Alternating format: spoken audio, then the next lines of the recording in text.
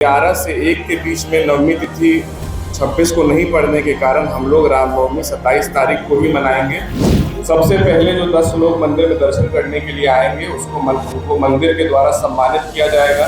पटना प्रशासन से एक रिक्वेस्ट किया है कि किसी भी श्रद्धालुओं को हाथ पकड़कर जो हटाया जाता है हनुमान जी से जो दर्शन करने आते हैं, वो वैसा व्यवहार किसी के साथ न किया जाए। तो किसी का वॉलेट चोरी हो जाता था, किसी का फोन चोरी हो जाता था, तो हम लोगों ने और CCTV कैमरास लगाए हैं और वहाँ पर मॉनिटरिंग के लिए हमेशा 24 घंटे मॉनिटरिंग के लिए 365 दिन परमानेंट व्यवस्था जो है रामनवमी से प्रारंभ हो जाएगी और ये हमेशा होती रहेगी। तो जितने भी VIPs हैं उनसे भी रिक्वेस्ट करते हैं कि वो लोग दोपहर के बाद ही आएँ, कि VIP आते हैं तो कहीं न कहीं आम जनमानस को तकलीफ उठानी पड़ती है। नमस्कार, मैं हूं प्रणय सिन्हा और आप देख रहे हैं सूर्य विहार। देखिए, आगामी दिनों में जो है वो रामनवमी का त्योहार आने वाला है और इस अवसर पर जो है महावीर मंदिर जो है समिति के सचिव सायन कुणाल जो है क्या कुछ कह रहे हैं। वो बता रहे हैं कि महावीर मंदिर माफ करिए कि जो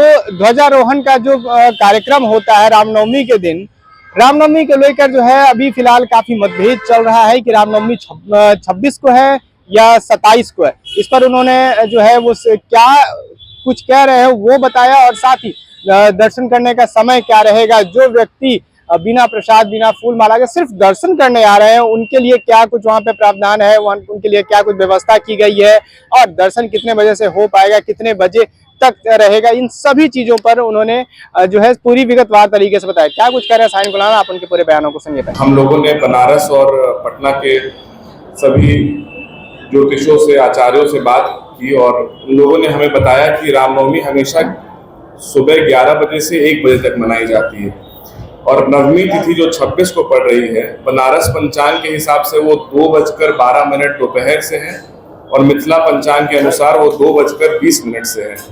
इसीलिए 11 से 1 के बीच में नवमी तिथि 26 को नहीं पड़ने के कारण हम लोग रामनवमी 27 तारीख को ही मनाएंगे। सबसे पहली बात तो ये है कि 27 को ही रामनवमी, बिहार सरकार में भी 27 को ही ऑफिशियल गजेटेड है। केवल दिल्ली सरकार और दिल्ली के कुछ ऑर्गेनाइजेशंस इसको 26 तारीख को मना रहे हैं। आपको जैसा ज्ञात होगा कि रात को 2 बजे ही पट खोल दिया जाएगा और मंदिर में जो ध्वजा पूजन है, क्योंकि 9 से 12 के बीच में राहु काल लग रहा है, इसीलिए उसे 8:45 से किया जाएगा और 12 बजे तक लगभग ध्वजा पूजन कार्यक्रम हो जाएगा। बिना फूल माला या प्रसाद के अगर कोई लोग मंदिर में दर्शन करना चाहते हैं तो उनके लिए जो हमारा उत्तरी गेट है उसको लगभग 12 बजे के बाद खोल दिया जाएगा। जो बिना प्रसाद माला फूल के यहाँ पर आते हैं दर्शनार्थी, उनके लिए सुविधा हम लोग दे रहे हैं। इसके अलावा जो सबसे पहले जो 10 लोग मंदिर में आते हैं जो 10 लोग मंदिर में दर्शन करने के लिए आएंगे उनको मंदिर के द्वारा सम्मानित किया जाएगा। क्योंकि लोग, ऐसा देखा जाता है कि रामनवमी के एक दिन पूर्व से ही लाइन कतार में लग जाते हैं और वो लोग इंतजार करते हैं कि कब पट खुलेगा अगले दिन और दर्शन करेंगे। इसीलिए हम लोगों ने फैसला किया है कि जो 10 लोग पहले दर्शन करने आएंगे उनको मंदिर के द्वारा सम्मानित करने का काम किया जाएगा। इस बार 2 पार्किंग की फैसिलिटी हम लोग श्रद्धालुओं को दे रहे हैं, क्योंकि लोग गाड़ी लगाने में सक्षम नहीं हो पाते थे। तो प्रशासन से बात करके हम लोग 2 जगह पार्किंग की फैसिलिटी दे रहे हैं। एक मल्टी लेवल पार्किंग आप GPO गोलंबर पर देख रहे हैं और एक बुद्धा स्मृति पार्क के पास भी एक पार्किंग बना है, वहां पर भी हम लोग जो है पार्किंग की सुविधा श्रद्धालुओं को दे रहे हैं। प्रशासन ने हम लोग का सहयोग किया है और उस दिन केवल रामनवमी पर दर्शनार्थियों के लिए वो पार्किंग अवेलेबल रहेगा, आम जनमानस के लिए पार्किंग नहीं रहेगा। इसके अलावा हम लोग जो LED स्क्रीन्स हैं, 20 LED स्क्रीन्स कुल मिलाकर GPO गोलंबर और उसके आगे तक लगाने का काम कर रहे हैं, जिससे श्रद्धालु जो लाइन में लगे हों वो भी हनुमान जी का दर्शन कर सके। इसके लिए 20 LED स्क्रीन्स हम लोग लगा रहे हैं। जो फूल है, जो हनुमान जी का श्रृंगार है, वो हम लोग उसके लिए फूल कलकत्ता से मंगा रहे हैं और कलकत्ता वाले हम लोग की टीम ने बताया है कि फूल वो लोग कंबोडिया, वियतनाम से भी मंगाएंगे, जिससे हनुमान जी के श्रृंगार में और 4 चांद लग सके।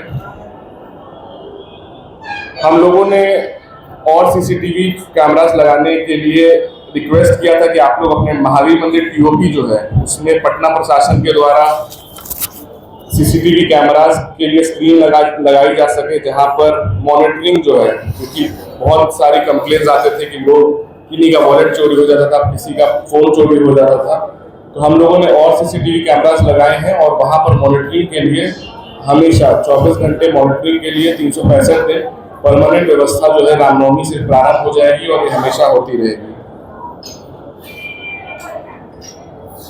पूरे रास्ते के दौरान पूरे जितने मार्ग हैं वहां पर सभी जगहों पर सांस्कृतिक कार्यक्रम भी होते रहेगा और हम लोगों ने मेडिकल टीम, एम्बुलेंस और शौचालय आदि की भी व्यवस्था बाहर में रखी है, क्योंकि लोगों को 8-8, 9-9 घंटे लाइन में लगना पड़ता है, तो हम लोगों ने ये सब व्यवस्था भी वहां पर रखी है। और हमने पटना प्रशासन से एक रिक्वेस्ट किया है कि किसी भी श्रद्धालुओं को हाथ पकड़कर जो हटाया जाता है हनुमान जी से जो दर्शन करने आते हैं, वो वैसा व्यवहार किसी के साथ न किया जाए, क्योंकि बहुत लोग बहुत इच्छा मतलब बहुत मनोकामना लेकर यहाँ पर आते हैं, लेकिन उनके साथ अगर अच्छा व्यवहार नहीं होता है तो वो लोग निराश होकर चले जाते हैं। तो सबके साथ मानवीय व्यवहार किया जाए, इसका भी हम लोगों ने रिक्वेस्ट किया है। और जो लोग फूल माला के बिना आए, उनसे आग्रह है कि पहले से ही 9 बजे से ही लोग गेट के पास आ जाते हैं और वहाँ पर अराजक स्थिति उत्पन्न हो जाती है, वो लोग 12 बजे के बाद ही आए। और हम लोग जितने भी VIPs हैं उनसे भी रिक्वेस्ट करते हैं कि वो लोग भी दोपहर के बाद ही आए। VIP आते हैं तो कहीं ना कहीं आम जनमानस को तकलीफ उठानी पड़ती है।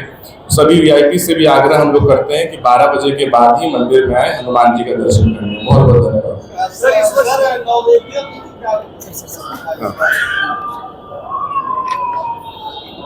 धन्यवाद।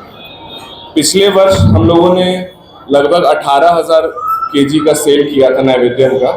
इस बार हम लोग 20,000 से ज़्यादा नैवेद्यम का सेल करेंगे, ऐसा हम लोग का मानना है। और हम लोग 24,000 किलो नैवेद्यम बनाने की व्यवस्था रख रहे हैं और इसके लिए हम लोगों ने इंडक्शन बेस्ड चूल्हा भी गुजरात से मंगाया है और उस पर भी तैयारियां चल रही हैं। और जगह जगह पर काउंटर्स, नैवेद्य में काउंटर्स लगाए जा रहे हैं। आप लोग देखेंगे रास्ते में भी बहुत जगह नैवेद्य में काउंटर्स लगे हैं। लगभग GPO से मंदिर के बीच में 8 काउंटर्स लगाए गए हैं कुल मिलाकर। इस वर्ष नया क्या कुछ किया गया है? अगर बात की जाए तो कभी ड्रोन के जरिए, कभी हेलीकॉप्टर के जरिए पुष्प वर्षा भक्तों पर की जाए। ये जोन इस बार क्योंकि इसको नो फ्लाइंग जोन बना दिया गया है, तो हम लोग ड्रोन का बात कर रहे थे, लेकिन यहाँ पर क्योंकि ये एयरपोर्ट के दृष्टिकोण से इसको नो फ्लाइंग जोन बनाया गया है, तो इस बार ड्रोन का प्रयोग हम लोग रिक्वेस्ट किए हैं।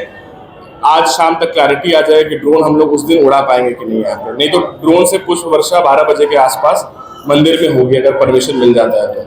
पार्किंग का तो आपने बता दिया, लेकिन यातायात के लिए तो मुझे लगता है वो लोग जारी किए हैं कि कल शाम से GPO के बाद गाड़ी का मूवमेंट बंद रहेगा। आज वो लोग जारी करेंगे भी, अखबारों में आज छप भी गया है। हाँ, मल्टी लेवल फ्री रहेगा।